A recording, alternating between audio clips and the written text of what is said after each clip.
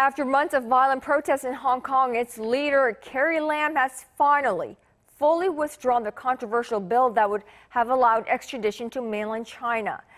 The latest decision marks a dramatic U-turn for Lam, who for months had refused to withdraw the bill.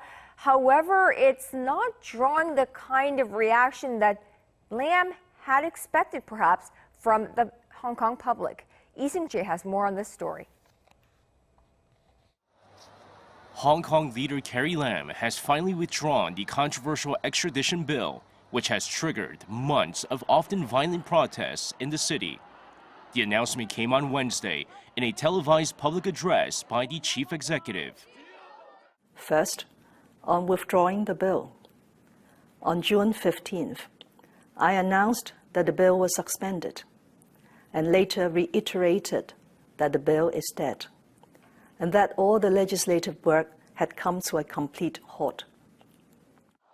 However, Lam refused to give ground on the protesters' four other demands, which include dropping charges against the protesters. Fourth, on dropping charges against protesters and rioters and shelving prosecutions. I have explained that this is contrary to the rule of law and is not acceptable. It also goes against the basic law, which states that criminal prosecutions must be handled by the Department of Justice, free from any interference.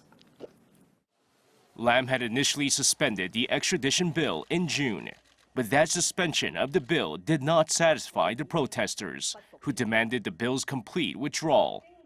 In the past few weeks, the protests have become increasingly violent as the young protesters felt the government was refusing to even consider their demands. However, one pro-Beijing lawmaker says Lam's withdrawal may not stem their anger because the movement has now become about more than just a bill.